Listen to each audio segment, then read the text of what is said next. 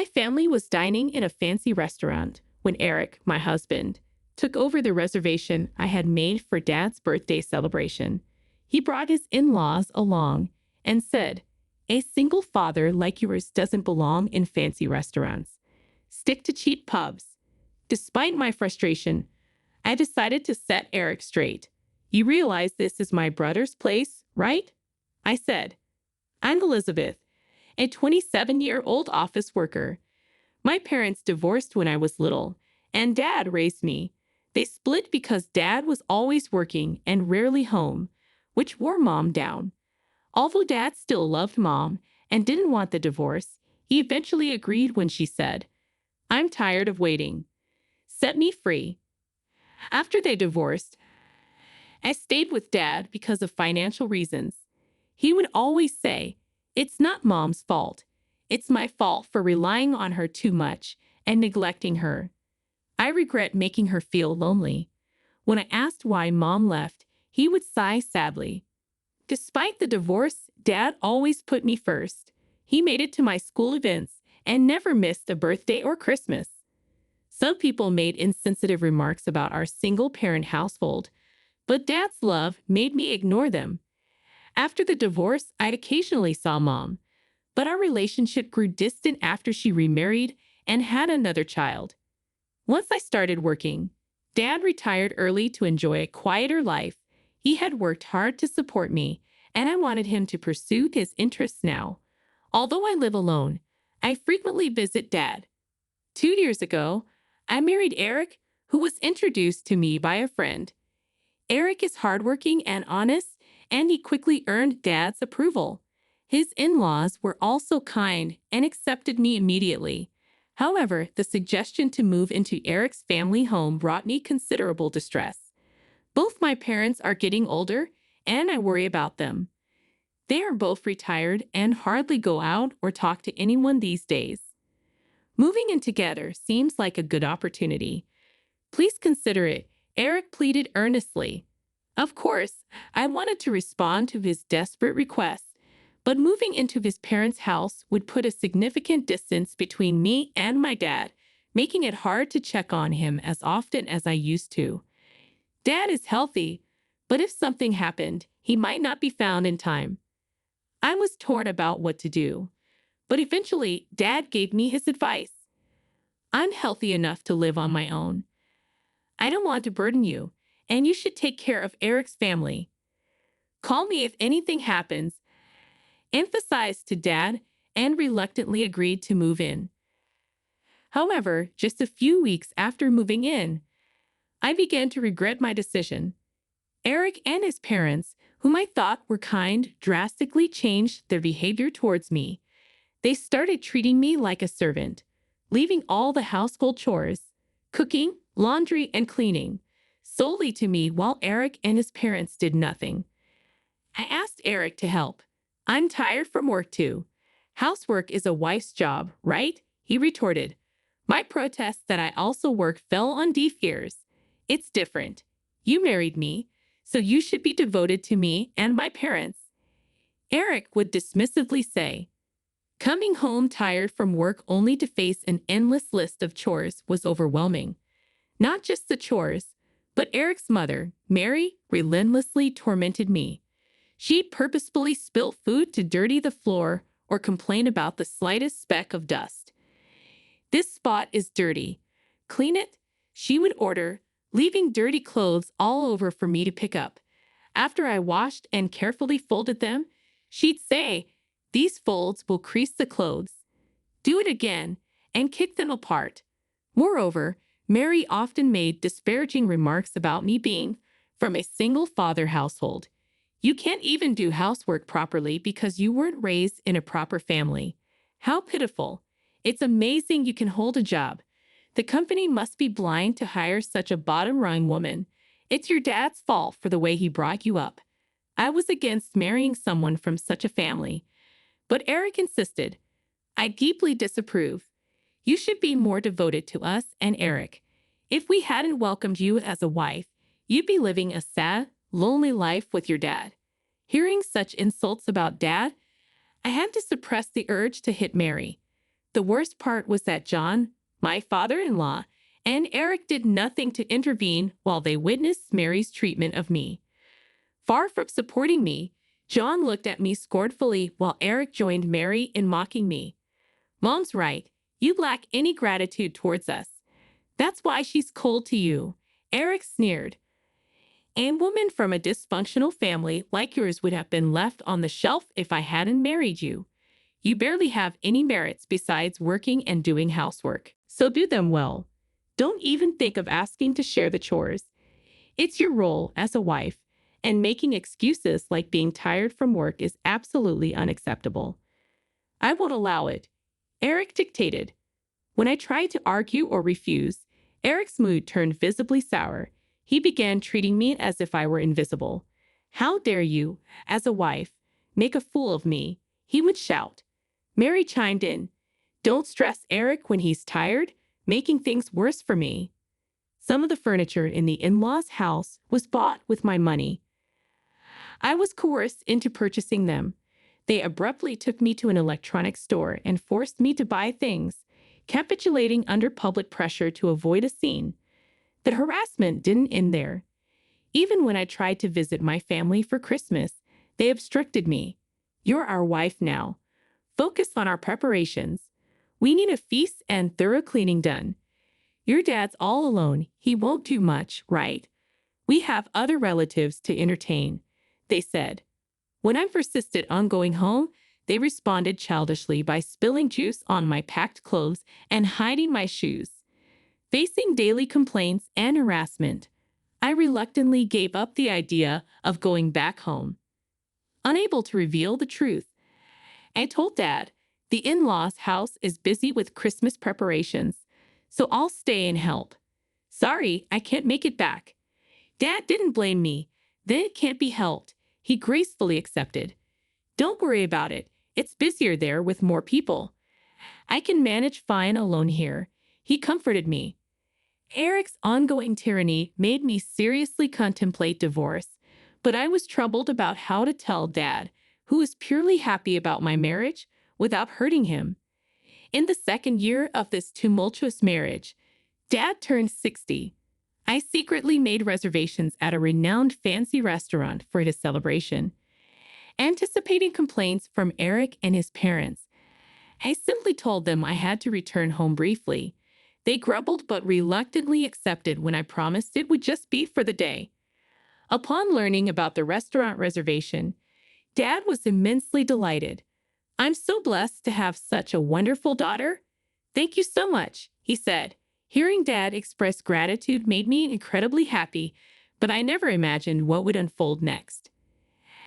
As we entered the restaurant and informed the staff of our reservation, we were met with a shocking revelation. "A reservation for two? There are 3 people claiming to be relatives already seated there." Confused, I went to see the reserved table, only to find Eric and the in-laws seated there. Eric, noticing me, sneered with a smug smile. "Too bad you can't outsmart us and dine fancy just by yourselves," he said. The in-laws didn't even look our way, indulging in the feast they had presumably ordered for themselves. Dad, seeing Eric and the in-laws, looked back and forth between us, clearly bewildered. He had only seen the pleasant side of Eric and the in-laws. His confusion was understandable. Eric, suspecting something from my cheerful demeanor about returning home, had sneakily snooped through my mobile phone. He learned about the 60th birthday celebration at the upscale restaurant and made it there first to preemptively order dishes. Eric began to mock us with a triumphant expression. "People from poor single-father households like you don't belong in fancy restaurants. Know your place. Let us savor the dishes here. Be grateful we're allowing you this much. You lot should go to some cheap pub," he said loudly, drawing annoyed glances from other customers. He remained oblivious, soaked in a sense of superiority. Dad, next to me, was dumbfounded by Eric's audacity. I was at my wits' end. I knew Eric and his family were selfish, but I never expected them to stoop to such shameless levels. My anger peaked as they ruined Dad's special 60th celebration. Suppressing my urge to shout, I calmly delivered a fact to Eric as he sat there smugly. This is my brother's place. He invited us here to celebrate Dad's birthday. At my words, Eric and the in-laws, who had been disinterestedly eating, froze. My brother, who had been listening to the entire conversation from the back of the restaurant, appeared with an extremely displeased look. He was taken by Mom during the divorce, but unlike our estranged mom, he has maintained and cherished his relationship with Dad and me. My brother owns the restaurant and was the one who suggested celebrating Dad's 60th birthday here. He hadn't attended the wedding due to work, but had seen the photos, so he had recognized Eric. He initially thought Eric and the in-laws joining at the reserved table were part of celebrating with Dad. Seeing Eric mocking me and Dad, and the in-laws not correcting him, my brother was furious. How dare you speak to my sister and Dad like that? I regret being considerate just because you're Emily's family. Is this how you always treat her? I prepared the seat for my sister's wish to celebrate Dad, not for people who hijack it just to freeload a meal. We will celebrate Dad and my sister's occasion on another day. You'll be paying for what you ate, he declared. Eric and his party started making excuses. No, that's not it. We were really meant to celebrate. But my brother left them to the staff and to me and Dad outside. I'm sorry for letting such people into the restaurant and ruining the celebration. I'll make it up to you. He apologized to us. On the way home, I explained to Dad all the mistreatment from Eric and the in-laws. After listening silently, Dad said, if you're unhappy in your marriage, there's no point. Don't worry about me. Come back home. So I didn't return to the in-laws' house, but went straight to my own home. Shortly after, my brother called to inform me about Eric and the in-laws. They had caused a scene over the bill, but reluctantly paid when threatened with police involvement. Minutes later, Eric called. Where are you? You've embarrassed us. Send the money we paid, he yelled. I won't pay a penny. I'm done with you, and we will be divorcing. I've gathered evidence of the bullying, so be prepared, I firmly replied. I had been collecting evidence of the harassment from Eric and the in-laws, which they never suspected. According to a lawyer I consulted, the forced purchases and other financial exploitations were enough to prove psychological abuse. Realizing I was serious about divorce, Eric panicked. No one but me would marry a woman from a single-father household.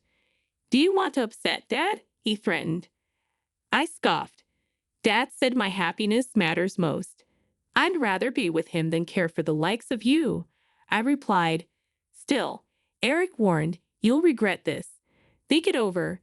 But I hung up and proceeded with the divorce preparations. Eventually, Eric and I divorced. He was reluctant due to societal image, but finally gave in as we neared court. I secured substantial evidence of psychological abuse, which ensured I received a fair settlement in the divorce. Additionally, during the property distribution, I made sure to protect my assets and secure my future.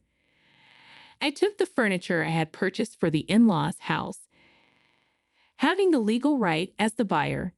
The in-laws tried to complain, but my lawyer simply stated that the purchaser naturally has the right of possession, leaving them defeated. A few months after returning to my parents' home, Eric reached out, wanting to reconcile. Apparently, on the day that triggered our divorce at the restaurant, Eric's boss and colleagues were there for a work celebration. They heard everything he said to me and Dad. Eric's boss, who had struggled growing up in a single-parent home, was disappointed in Eric's disparaging remarks about single-father households. Eric, who was a promising employee, lost his standing and any chance of advancement. Moreover, his colleagues had spread the story, and he was now regarded with contempt at work as a psychological abuser. Eric's problems didn't stop at the company. The in-laws' house became chaotic too. Before our divorce, Eric and the in-laws had offloaded all household chores on me. After the divorce, entrenched in laziness, they bickered over who should do the chores. Eric was being pressured by the in-laws to buy new furniture to replace what I took and to contribute more financially. I was wrong, Elizabeth. I took advantage of your kindness too much. I've truly reflected and want to start over. Eric pleaded for reconciliation, but my feelings had cooled significantly. He likely faced more pressure to do chores at the in-laws' house and wanted me back to resume my role as a housekeeper. Perhaps he was also trying to offload some of the financial demands from the in-laws onto me. So I firmly rejected his proposal. No way. I wouldn't get back with you even if you paid me. I can see you changing back and exploiting me again once we're married. I was foolish not to divorce you sooner without worrying about Dad. Then perhaps Dad's 60th wouldn't have been ruined. We're divorced now, strangers. If you contact me again, I'll consult my lawyer, I said and hung up the phone. Perhaps my mention of a lawyer resonated because I received no further reconciliation attempts from Eric. Now, I'm living happily at home with Dad, and my brother occasionally visits, bringing gifts. His wife is pregnant, and he seems truly happy. Dad and I are both looking forward to the baby. While I'm not considering marriage anytime soon, if the opportunity arises, I'll be sure to choose more wisely.